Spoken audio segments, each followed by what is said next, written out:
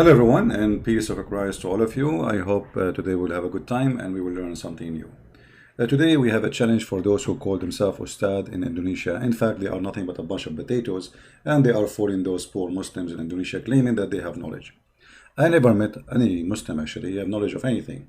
Yet, but they are all of them. They are so good to make videos to refute us in our back, like that's gossip in their back. What about be man and call me and refute me?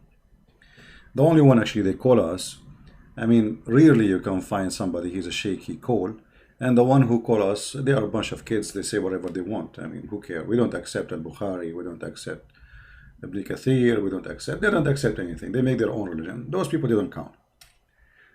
What about those? Those who call themselves Ustad and they want to teach you about Islam. Who are they? What they know? How much they know? In fact, all of them, they knew nothing about your religion. All of them. They are fooling you, taking a lot of money from you for nothing.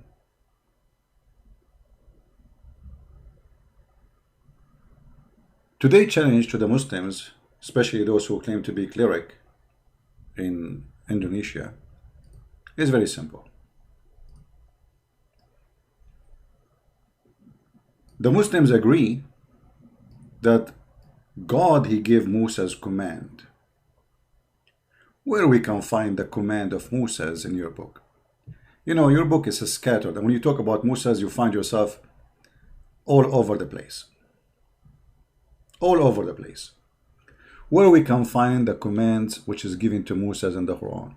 A Muslim, he will say to you, oh, the Quran says many things. As an example, you shall not murder. No, it doesn't say that.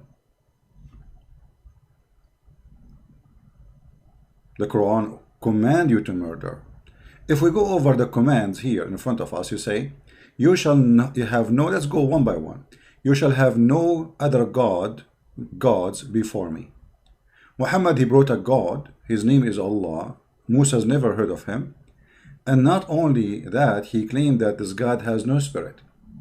Which means when a Muslim, they say Allah is the same God of Moses. Well, if he is the same God of Moses, then from the first book in the book of Genesis, it says God, he created the earth and the heaven, and his spirit was in the top of the water. His spirit. So God have a spirit. The God of Islam has no spirit. So the first thing we learn from the 10 Commandments, that Muhammad, he broke the first commandment. He brought a God is not exist in the Bible. God who has no spirit. So he cannot be the same God. Secondly, the commands of God in the Bible says you shall not make idols. You Muslim, you pray in the direction of cube, which is nothing but a small room, claiming that this is the house of God and it's holy. In the same time, your prophet, he kisses stones in the shape of a private part of a woman. And not only that, he claimed that this stone is going to erase your sin. We will go to this part back after we go over the 10th commandment. You shall not take the name of the Lord your God in vain. The Quran allow you to take and use the name of God in vain. Inna Allah la yu'akhidukum. You know, Allah will not take you accountable for your false oath. Remember the Sabbath day to keep holy. Muhammad, he don't care for the Sabbath. What happened to the Sabbath? It's gone. Even you Muslims, even on Friday, you work. You know, you work, you do all kinds of things. And there's not even a single verse in the Quran saying this is the day which is equal to the Sabbath for the Muslims.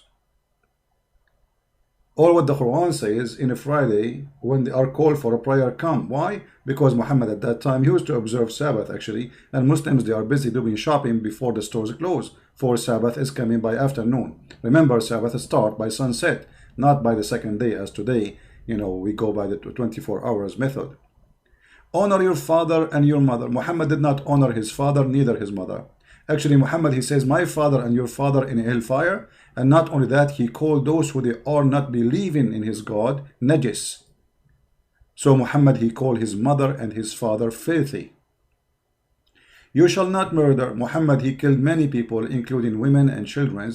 As an example, a woman, he cut her 2 pieces alive. Her name is Qurfa, and she is over the age of 40, by tying her legs into 2 camels.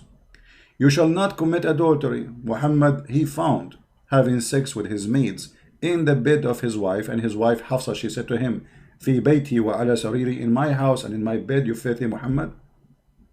You shall not steal. Muhammad was accused in the Quran of stealing even clothing. And even the Muslims, they are so proud about how many caravan the Prophet he attacked and he stole the product. Imagine you have a bunch of cars in the highway, and the guy he claimed to be a prophet, he stopped those cars, he killed the drivers, and he take and he steal all the product they have. This is what Muhammad was doing, and the Muslims are proud about such a thief. You shall not bear false witness against your neighbor. Muhammad, he bear false witness as much as he want. Actually, he taught his men, as an example, when he killed Ka'b ibn al-Ashraf, he said, one of his men, he said to him, I'm going to lie to him in order to kill him. He said, do it, okay, no problem. So the guy, he go to the house of the old man who is very old, claiming that he is coming in a friendship. When he entered the house, he put his sword inside his chest and he killed him. And what this guy he did, he was opposing Muhammad as a prophet. That's all. He did not take a sword. He did not kill anyone. He did not kill a Muslim. He did not kill a Muslim. You, Muhammad, did everything against the book. You shall not covet. Muhammad, not only he took the neighbor house, Muhammad, he took his own son, wife, and he went to her house and he flirted with the wife when the husband was not there. And then after that, he took her to his bed and he slept with her without even getting married. When she said to him, who is your witnesses? He said, Allah and Jibreel.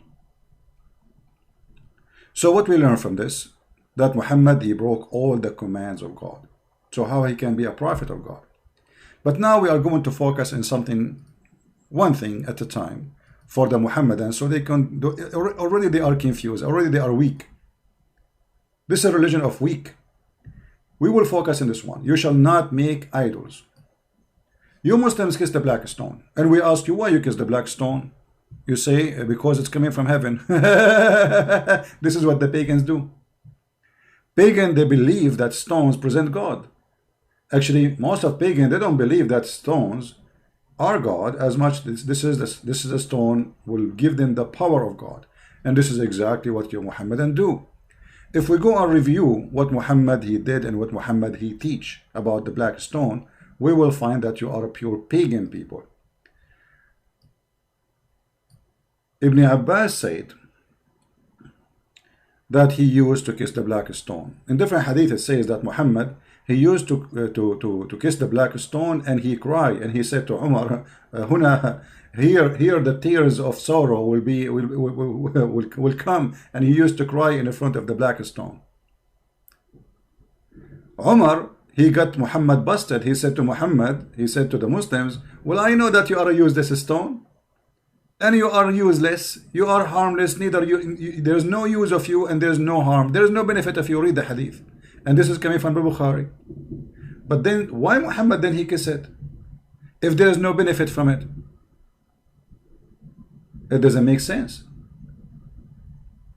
In different hadith, Muhammad he claimed that if you touch the black stone in the Yemeni corner, by doing that, that erase your sin.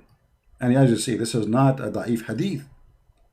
He said, I heard the Prophet, the messenger, saying, touching them erase sin, and I had him say, whoever circumambulate 7 times, it's like freeing a slave. So now Muhammad, you don't need to free slaves, or just go around the Kaaba 7 times, and that's it, free the slave. That's it. Keep your slave at home as a slave. So Muhammad, when he starts saying free a slave, people start complaining, and he himself, he cannot do that. So he said, oh, you know what, forget about it. Just go around the Kaaba 7 times, forget about the slave. It's as if you're free a slave. But the important here, you see the pagan Muhammad saying, touching them erases sin. I challenge those Muslim ustad to tell us how touching stones will erase your sin.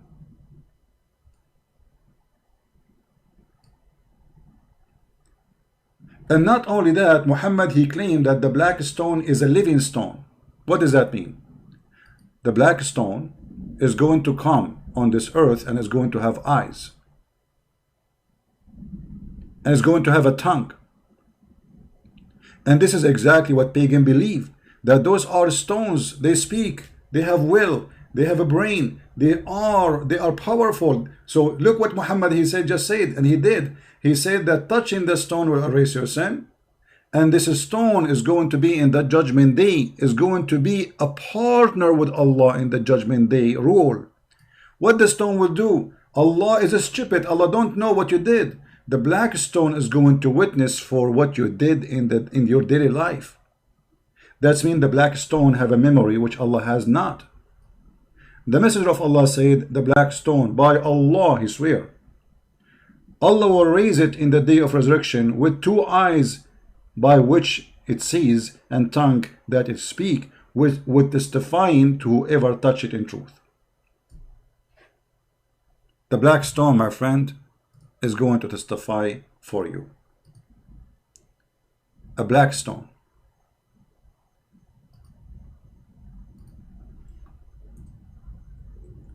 So how you Muslims, or Muhammadan, it's better to call you Muhammadan actually, because what Muslim mean? You are following Muhammad blindly. You are not following anything.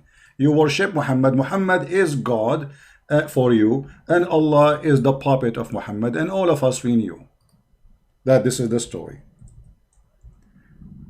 If we go to the images of the black stone, which you Muslim provide us, and I say thank you, if we go there, we will see something very funny and very stupid about this stone, because this stone, nothing left of it. This stone, nothing left of it.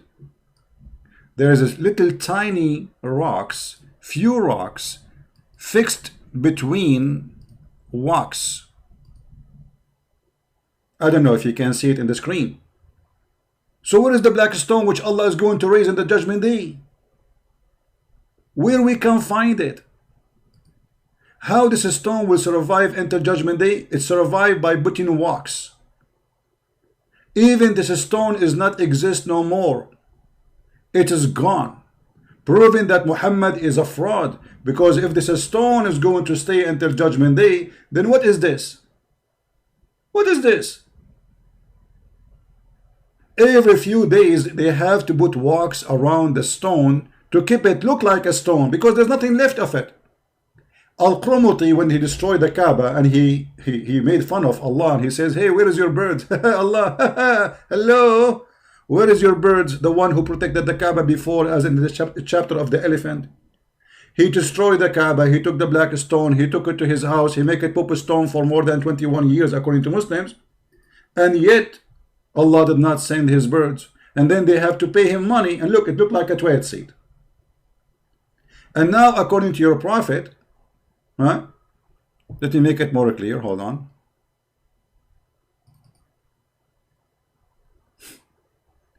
According to your prophet, this black stone is going to come in the judgment day. Let us see. I'm trying to get a better image so we can see. I don't know if you guys saw with me what we are talking about. This picture is clear, but anyway, let me use it with this one.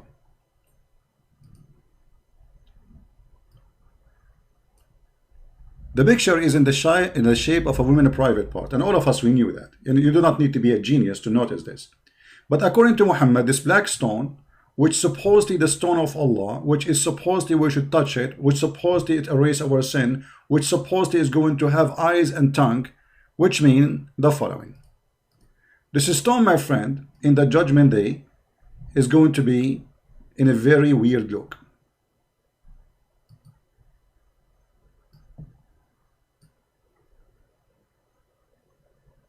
According to your God Muhammad and his prophet Allah, the black stone is going to have two sexy eyes,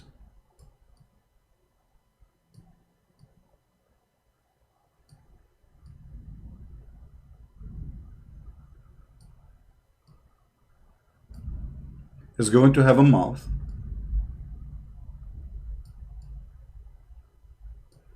and don't forget that this mouth is going to have a tongue.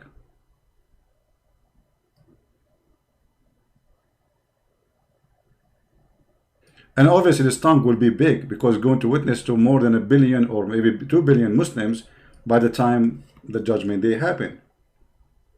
How in the world you can believe in such a thing?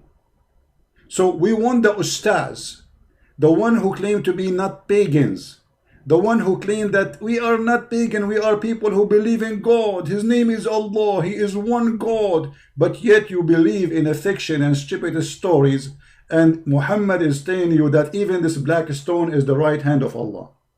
How this stone can be the right hand of Allah? This is what Islam is about. Is a bunch of garbage, nothing left of this religion. I mean, this black stone, even there's no black stone in the black stone. There's a bunch of little tiny rocks we showed you in the picture.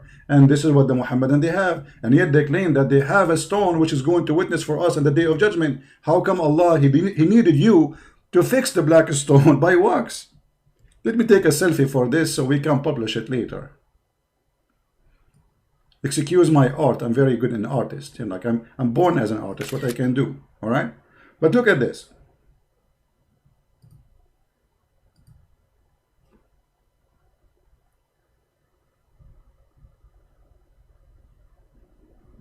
I mean, a human being sometimes is crazy. How people believe in such a garbage? It happened.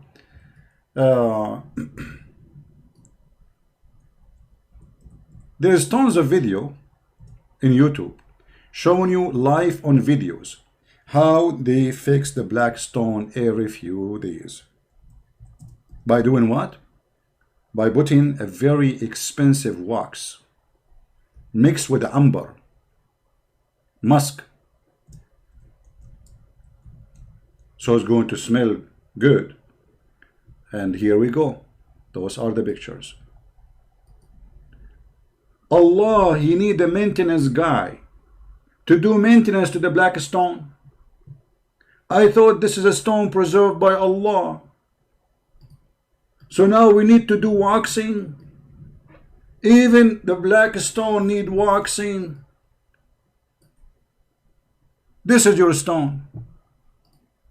This is your religion. If we don't wax it, it collapses. And the same as the Kaaba. The Kaaba always flooded by sewage. Let us show you, so people will not say we are making things up.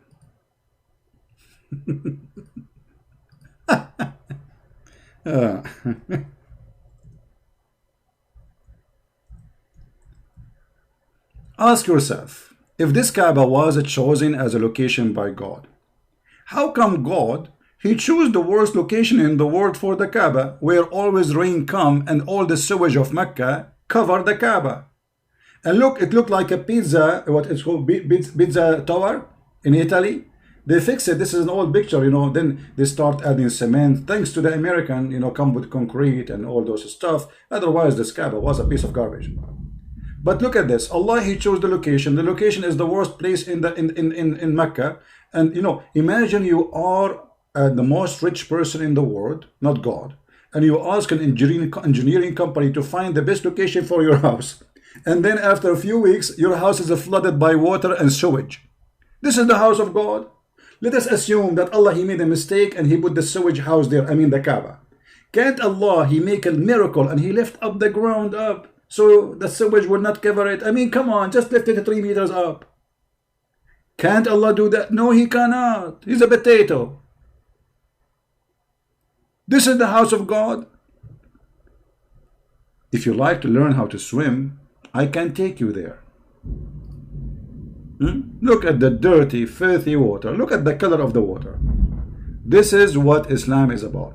So we are going to wait for the ustaz if they dare ever to answer what we are saying. If you are already worshiping one God, his name is Allah, why you are attached to stones? The stone have going to have a tongue. Stone is going to speak. The stone is going to fart. Stone have eyes and tongue and lips. And the stone will erase your sin as we showed you.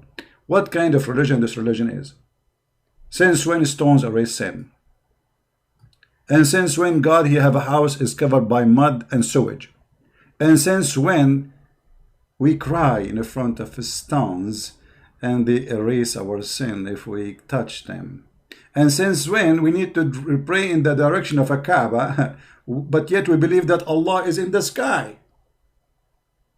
And since when we can even pray in the, you know, by the way, Indonesian, they were praying all those years to Africa. If you go in the news, you will find, where is Allah? Where was Allah when the Indonesian were praying to the direction of Africa? Let me find you the news. For more than 1,000 years,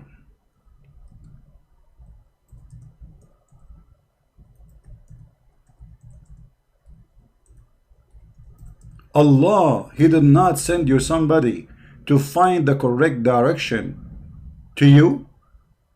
This is in the year 2010. Until then, 2010, not long time ago, just 10 years ago, you Indonesian Muslim, you were praying in the direction, in the wrong direction, praying in the direction of Africa, Somalia. Where was Allah?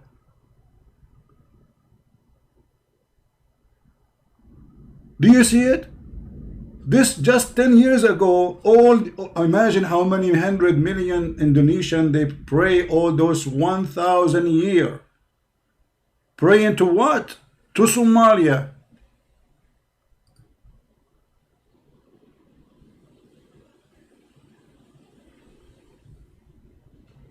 So when they say to us they have God, they have nothing. They are a bunch of pagan and they follow a pagan prophet.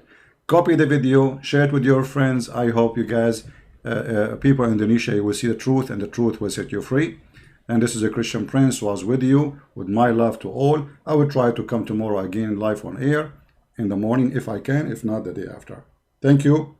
And we are going to wait for the Ustaz to answer our challenge, if they dare to answer. But you know them, bunch of potatoes. They make videos in my back, but nobody dare really even to refute what we say. They don't even dare to speak to me, for they are coward. Thank you. See you. God bless you. Bye-bye.